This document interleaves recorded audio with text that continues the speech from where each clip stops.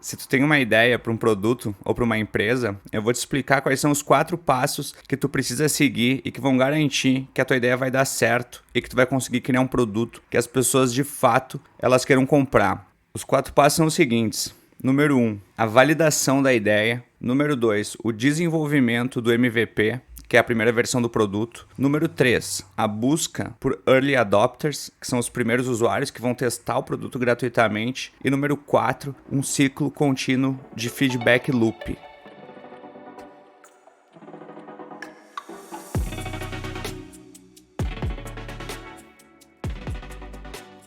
Seja muito bem-vindo a mais um episódio do Soviero Podcast, o podcast da Soviero Software Studio, onde a nossa missão é levar novos empreendedores do zero ao primeiro cliente.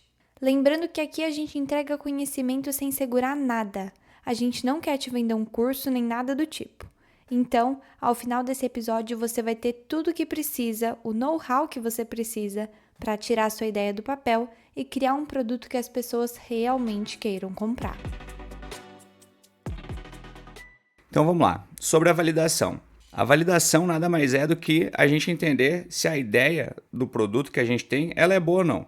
E para a gente entender se uma ideia é boa ou não, a gente primeiro precisa entender e ter muito claro qual que é o problema, qual que é a dor que essa ideia está resolvendo. Todo e qualquer tipo de produto ou serviço, ele vai ser sempre uma solução para algum problema. Ou melhor ainda, a solução para uma dor. Não existe solução sem problema. Então, a coisa mais importante que a gente precisa ficar atento é qual que é o problema que a gente está tentando resolver? Qual que é a dor? Qual o tamanho dessa dor e quem são as pessoas que têm essa dor? Então, se tu tem uma ideia e tu não sabe explicar qual que é o problema, qual que é a dor que ela está resolvendo, eu já te digo de cara, a tua ideia é péssima, mas eu te explico também rapidamente como que a gente tem uma boa ideia. Basicamente, a gente olhar para o nosso redor e olhar onde é que as pessoas estão sentindo dor, onde é que estão os problemas. Então, se a tua ideia está partindo de uma grande dor, de um grande problema que tu detectou, você já tem o primeiro passo para criar um produto de sucesso, que as pessoas vão querer pagar dinheiro para ter acesso a ele. Uma vez que tu está diante de uma dor clara, a gente precisa entender qual que é o tamanho dessa dor. Porque para a gente garantir que a gente está criando um produto que ele vai ser rentável lá na frente, ou seja, as pessoas vão querer pagar por ele, a gente precisa ter certeza que a gente está resolvendo uma dor que ela seja grande o suficiente a ponto de que as pessoas que sofrem com essa dor, elas estejam dispostas a pagar para que ela seja solucionada. Ou seja, não adianta a gente estar resolvendo uma dor se essa dor for muito pequena. Porque se for uma dor muito pequena, elas não vão estar dispostas a pagar dinheiro para resolver ela. Logo, tu nunca vai ter um produto rentável. Tu nunca vai conseguir construir um produto que vai solucionar essa dor e esse produto ele vai te dar dinheiro. Nada melhor do que a gente pensar em grandes exemplos que resolvem grandes dores para entender, e mais do que entender, ver na prática, na vida real, isso que o Rodrigo trouxe. Esses produtos que eu vou dar o exemplo, eles já existem, mas aí a gente vai fazer um exercício de imaginar a vida antes deles. Então, por exemplo, o Uber, o aplicativo do Uber. Antes dele existir, tinha ali algumas alternativas. Então, por exemplo, para você ir de um lugar ao outro, você poderia ir a pé, mas às vezes o caminho poderia ser longo, enfim, é uma experiência desconfortável. Ou de carro, mas talvez você não tivesse carro. Ou outra opção também é o ônibus, que muitas vezes é lotado, demora, enfim, uma outra experiência desconfortável. Ou também chamar um táxi, o que era caro e nem sempre estava disponível. A chegada do Uber simplificou tudo. Com o aplicativo no celular, você resolve vários problemas de uma só vez. Então, com o Uber, você tem um conforto, você tem ali um preço razoavelmente acessível, né? E a segurança de saber exatamente quem está vindo te buscar. Outro exemplo é o iFood. Se eu não tenho iFood, eu preciso pensar o lugar que eu vou pedir minha comida, eu preciso ir atrás do número desse lugar, eu tenho que ter o cardápio físico em casa, ou então pesquisar até encontrar o cardápio desse lugar, para ir ligar e fazer finalmente o meu pedido. O iFood, ele simplesmente centraliza restaurantes, cardápios, entregadores, tudo ali dentro do app. Então, com seu celular e sem muito esforço, você encontra o que você quer comer, faz o pedido ali rapidinho e ainda pode acompanhar a entrega em tempo real. Esses produtos são provas de que uma grande ideia nasce quando você olha ao seu redor, olha para o mundo, percebe um problema real e encontra uma forma de resolvê-lo. Então, o segredo não está somente ali na tecnologia, mas em entender a dor das pessoas e criar algo que faça a diferença. Porque no final das contas, um bom produto é aquele que se torna indispensável, que você olha e pensa, como que a gente vivia sem isso? Eu sempre digo que existe um jeito de garantir que o empreendedor, a empreendedora ou a empresa ela vai dar errado, que é quando a gente está tentando resolver um problema que não existe. Não existe técnica, não existe recurso, não existe ferramenta, não existe absolutamente nada que tu possa fazer para convencer uma pessoa a pagar para resolver um problema que ela não tem. Exceto enganar as pessoas, mas enganar é uma taxa que ela funciona só por um tempo. Mas enfim, da mesma forma, se tu tem certeza que tu tá diante de uma dor real, para você conseguir dar certo, é literalmente só uma questão de tempo e paciência. Tempo e paciência para encontrar a solução perfeita para esse problema. Por fim, é importante salientar também que essa dor, por maior que ela seja, é importante que ela seja compartilhada por um número significativo de pessoas, ou seja, existem várias pessoas no mundo que têm essa mesma dor. Porque se a gente estiver resolvendo uma dor que pouca gente tem, a gente até vai conseguir criar um bom produto, mas a gente jamais vai conseguir criar um bom negócio, porque um bom negócio ele depende que existam um número significativo de clientes dispostos a pagar pela tua solução.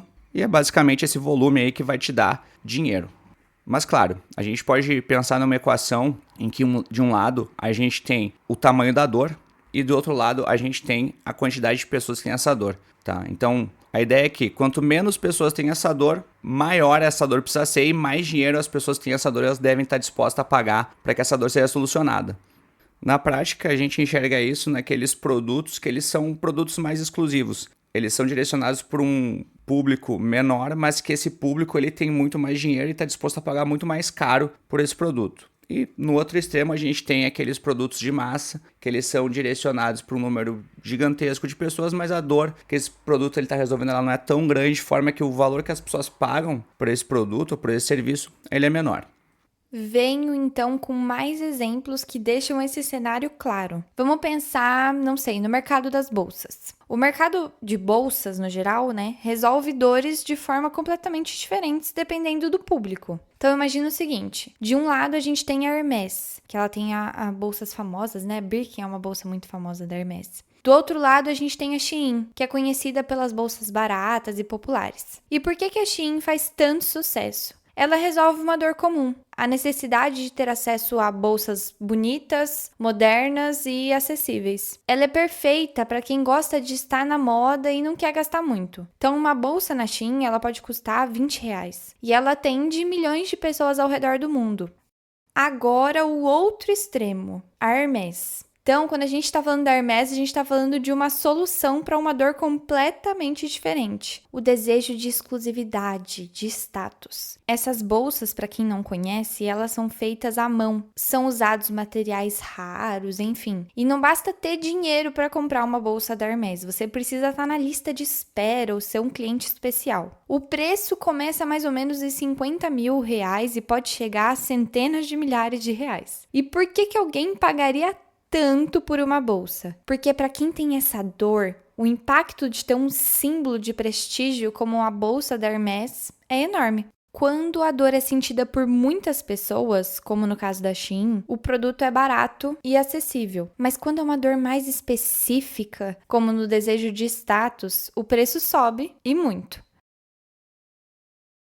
Dentro do próprio aplicativo do Uber, a gente tem outro exemplo, que são dois serviços da mesma empresa, que seria o Uber X e o Uber Black. Primeiro, o Uber X, ele resolve uma dor ali que milhões de pessoas sentem todos os dias, que a gente já explorou ali no começo do episódio. A dificuldade de se locomover de uma maneira prática e mais barata. E aí, com o Uber X, qualquer pessoa pode ter um transporte mais acessível e ainda escolher pagar um valor que cabe no bolso. É uma solução para uma dor bem comum e compartilhada por muita gente, o que explica o preço ser mais acessível. Agora vamos analisar o Uber Black. Ele também resolve a dor de transporte, afinal ele vai te levar de um lugar ao outro, assim como o Uber X. mas de uma forma muito mais específica. Ele atende pessoas que buscam conforto, sofisticação, exclusividade. É para quem não quer apenas se locomover, mas quer fazer isso com um carro premium, sei lá, um motorista que oferece uma experiência diferenciada. Essa é uma dor que menos pessoas têm. Afinal, nem todo mundo está disposto a pagar mais caro por isso. Mas, para o público-alvo do Uber Black, o impacto de ter esse tipo de serviço é significativo e eles estão dispostos a pagar por essa exclusividade. Então, novamente, quando a dor é comum e afeta milhões de pessoas, como a necessidade de transporte, de se locomover, você tem um produto barato e direcionado às massas. Mas quando a dor é mais específica e o público é menor, o preço sobe. Isso mostra como grandes ideias conseguem atender dores diferentes, dependendo de quem sente essa dor e do valor que essas pessoas estão dispostas a pagar para resolvê-la.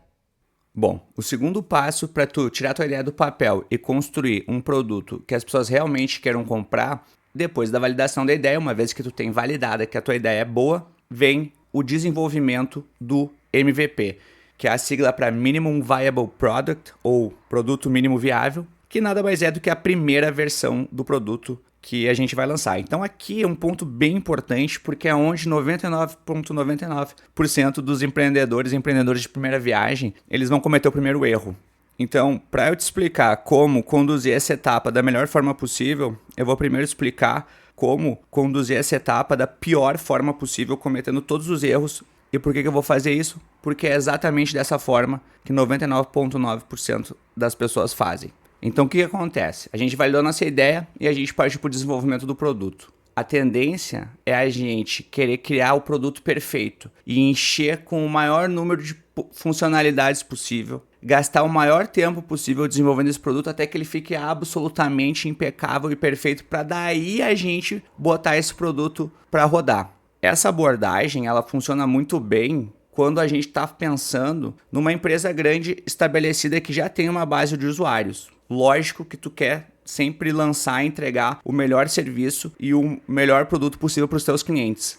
Mas um outro conceito que eu sempre trago é que quando a gente está falando de startup, a gente precisa pensar as coisas ao contrário.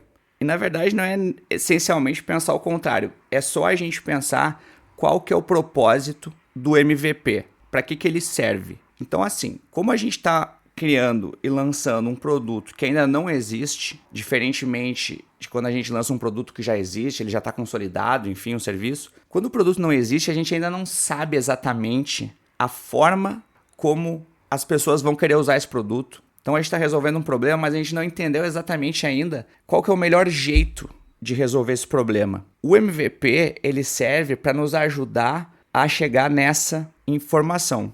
Então, o MVP ele serve, na verdade, como um ponto de partida, em que as pessoas elas vão começar a usar o produto, vão começar a testar e a partir desse uso elas vão dizer o que elas preferem, o que elas gostam, o que elas não gostam, elas vão trazer sugestões de qual que é a melhor forma de resolver as coisas e são essas sugestões, é esse feedback dos usuários que vai ditar o que de fato precisa ter no produto final. Ou seja, o MVP ele é uma plataforma de início. O que é importante nessa plataforma de início? Que a gente consiga responder rápido ao feedback que a gente recebe.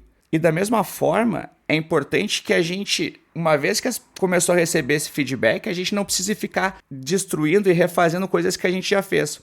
Então, por exemplo, se para a primeira versão do produto tu ficou 6 meses desenvolvendo um monte de funcionalidade antes de validar essas funcionalidades, existe uma probabilidade gigantesca de que tu vai simplesmente ter que deletar e excluir todas essas funcionalidades, porque depois tu descobriu que as pessoas não queriam usar o produto dessa forma. Quando a gente está na etapa do MVP, tudo que a gente tem são hipóteses. Lógico, são hipóteses baseadas no entendimento que a gente tem do nosso cliente potencial, do mercado e da nossa experiência pessoal dentro desse mercado, mas são hipóteses. O que vai dizer o que é verdade, o que não é, o que funciona, o que não funciona, o que as pessoas estão dispostas a pagar e o que elas não estão, são as pessoas utilizando o sistema, testando e pagando ou não, usando ou não.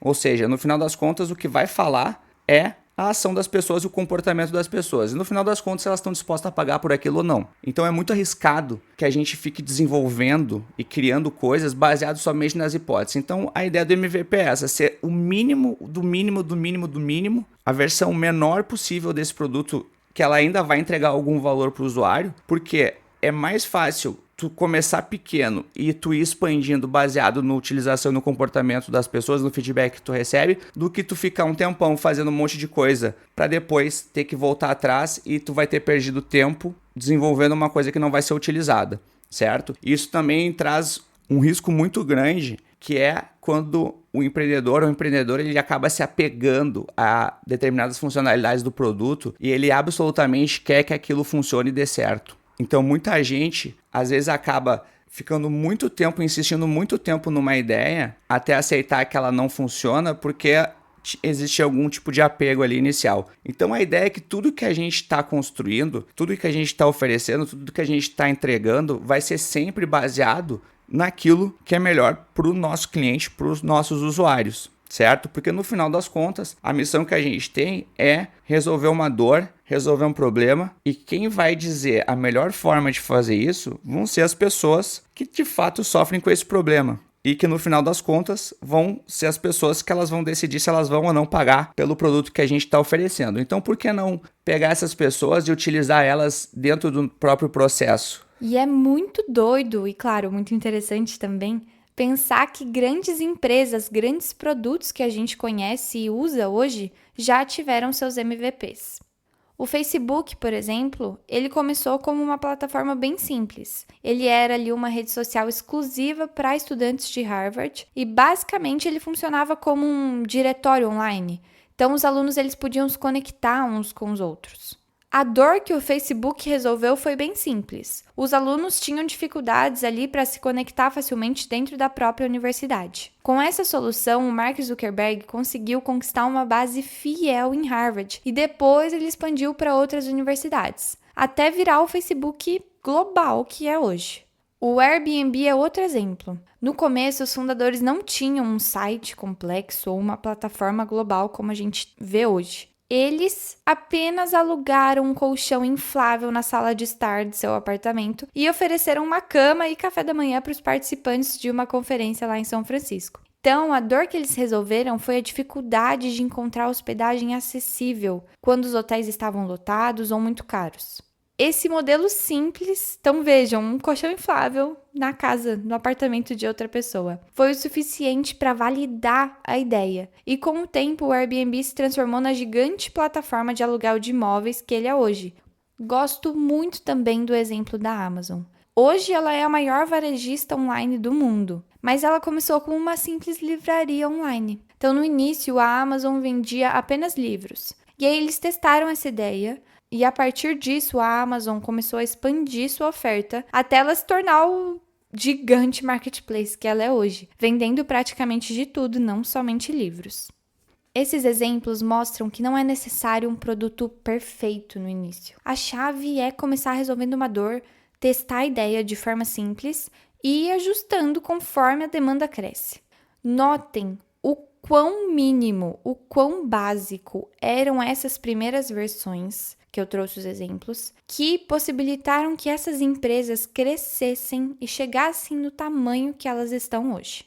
Bom, do MVP, a gente vai para o terceiro passo nessa jornada de transformar uma ideia num produto que as pessoas queiram pagar e garantir que isso vai dar certo. Já partindo do princípio que o MVP é uma plataforma que vai servir para que os primeiros usuários do sistema eles possam testar e nos trazer feedback a respeito da experiência que eles têm com esse produto, o próximo passo naturalmente é justamente buscar por esses primeiros usuários, que são aquelas pessoas que a gente chama dos early adopters, né? E qual que é a característica dessas pessoas? Primeira, lógico, elas precisam estar dentro do perfil do nosso cliente, ou seja, elas precisam estar dentro das características da pessoa que a gente entendeu que tem a dor que a gente está tentando resolver. Mas essas pessoas, esses early adopters, eles têm uma característica adicional que eles são aquele tipo de pessoa que eles têm fome por coisa nova, eles gostam de novidade, eles gostam de testar coisa nova. Então qual que vai ser o objetivo dessas pessoas? O objetivo final principal é nos ajudar a construir o melhor produto possível, certo? E como é que elas vão nos ajudar a construir o melhor produto possível? Nos trazendo um feedback o mais detalhado possível a respeito de o que está funcionando, o que não está funcionando, validar as hipóteses que a gente estabeleceu no momento que a gente desenvolveu o MVP sobre aquilo que funciona, o que não funciona. Enfim, em resumo, essas pessoas elas vão usar o sistema, usar o produto da melhor forma possível e vão nos dizer se está funcionando, se não está funcionando, vão trazer sugestões a respeito de o que a gente poderia adicionar no produto ou o que a gente poderia tirar do produto, o que não serve.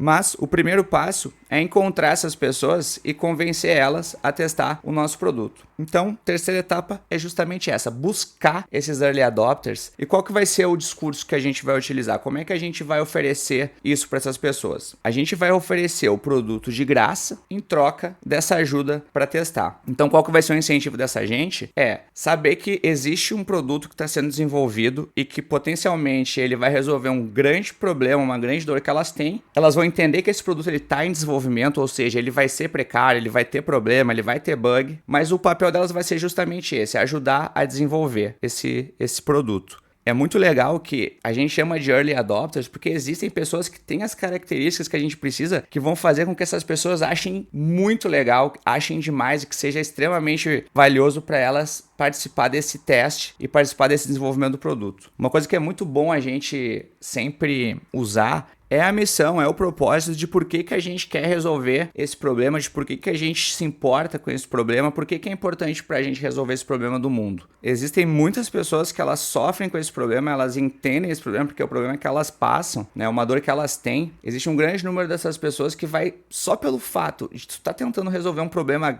grandioso, um problema maior do que a gente mesmo, elas vão estar incentivadas a te ajudar e embarcar nessa missão em comum, porque é um problema para elas também é importante, elas também se importam com isso. Mas enfim, o ponto principal nessa terceira etapa é buscar essas pessoas que estão dispostas a testar o nosso produto e nos ajudar a desenvolver ele, para que a gente consiga, através delas, ir constantemente desenvolvendo um produto cada vez melhor. E com isso a gente entra na nossa quarta etapa, que é o ciclo de feedbacks. Então, uma vez que a gente tem um produto e a gente tem pessoas que elas estão testando esse produto e nos ajudando a melhorar ele, nos indicando o que funciona, o que não funciona, o que poderia ter, o que não precisaria ter, a gente entra num ciclo contínuo em que a gente entrega o produto para as pessoas testarem. Os usuários, os early adopters, eles utilizam esse produto, eles testam esse produto e eles nos trazem o feedback. A gente pega esse feedback e a gente melhora o produto, a gente ajusta o produto, a gente cria uma próxima versão do produto e novamente entrega o produto para essas pessoas testarem, para que elas façam de novo os testes, validem, utilizem e assim indefinidamente. O legal dessa etapa é que normalmente no início a gente tem um grupo de pessoas que ela tá zero familiarizada com o nosso produto, em que a gente vai lançar e vai apresentar o produto pela primeira vez para elas e a gente vai dizer, gostaria que tu testasse tal coisa, usa tal coisa, vê se tal coisa faz sentido, me dá um retorno. E essas pessoas vão usar, elas vão seguir aquele passo a passo que a gente criou para elas e vão nos dar esse feedback. Mas à medida que a gente vai entregando os ajustes e as melhorias de acordo com esse feedback, o que começa a acontecer e o que a gente quer que aconteça é que esses primeiros usuários, eles comecem a usar naturalmente o nosso produto para resolver esse problema que eles têm e que o nosso produto está resolvendo. Em que chega um ponto em que a gente não precisa mais ficar pedindo para as pessoas usarem o produto e testarem, porque elas já vão estar usando naturalmente, porque o produto é bom e o produto resolve esse problema que elas têm. Então, esses primeiros usuários, no momento que eles começam a usar naturalmente o produto, sem que a gente precise pedir, esse é o primeiro momento muito legal que a gente começa a olhar e pensar assim, nossa, esse produto ele está num caminho muito bom, ele está praticamente quase pronto para o mercado. A ideia é que assim, as pessoas que elas estão usando o produto, elas vão estar ali constantemente pedindo coisas, oferecendo feedback, certo? Então esse ciclo de feedback e entrega, né, é por isso que a gente chama de loop, né, porque ele é uma coisa cíclica, que ele fica acontecendo, feedback, ajuste. Ele começa a acontecer organicamente, certo? E quanto mais as pessoas estão usando, quanto mais as pessoas usam, mais valioso e mais assertivo o feedback que elas estão trazendo vai ser. Então a ideia é que a gente segue nesse ciclo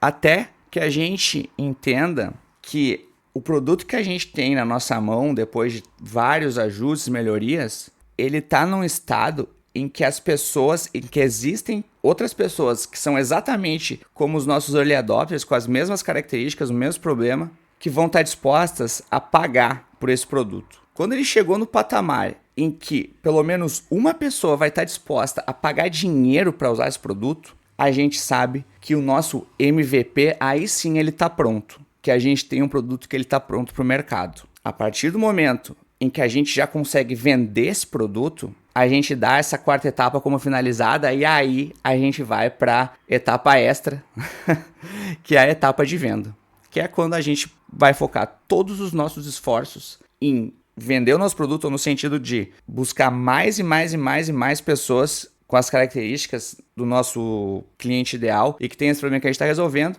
E o nosso objetivo vai ser mostrar para essas pessoas e educar elas a respeito de como que o nosso produto ele vai ajudar elas, vai melhorar a vida delas, vai resolver essa dor que elas têm, certo? E o quanto que vai valer a pena para elas pagar por isso. Porque, como eu sempre falo, existe o preço, que é o que a gente paga, e existe o valor, que é o que a gente recebe de volta. Uma vez que o nosso produto está entregando tanto valor para essa pessoa, tudo que ela precisa para enxergar o nosso produto como uma boa oferta, uma compra que vale a pena, é que esse valor que ela está recebendo ele seja proporcional ao preço que ela vai estar pagando. Quando a gente tem isso, a gente sabe que a gente venceu a parte mais difícil que eu acredito de empreender, que é essa jornada até o primeiro cliente. Porque se tu consegue encontrar uma pessoa que está disposta a pagar pelo teu produto, tu consegue encontrar 10. Ah, mas como é que eu encontro 10? Basicamente, tu vai fazer a mesma coisa que tu fez para encontrar essa uma pessoa, só que vezes 10. Então, se uma pessoa paga pelo teu produto, 10 vão estar dispostas a pagar. Se 10 pessoas estão dispostas a pagar, 100 provavelmente também vão estar dispostas. Tudo que tu precisa fazer é encontrar pessoas que elas tenham as mesmas características do que as pessoas que já estão pagando pelo teu produto. E lógico, em paralelo, tu vai estar constantemente evoluindo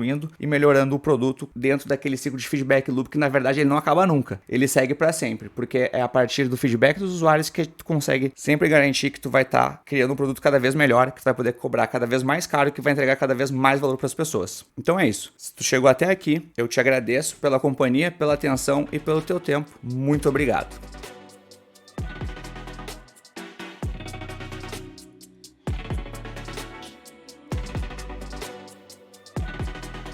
Esse foi mais um episódio do Sovieiro Podcast. Lembrando que a nossa missão é levar novos empreendedores do zero ao primeiro cliente. Qualquer dúvida, opinião ou comentário que você tenha, você pode deixar aqui mesmo no Spotify ou nos enviar no e-mail relacionamento@sovieiro.com.br. A gente vai amar falar com você.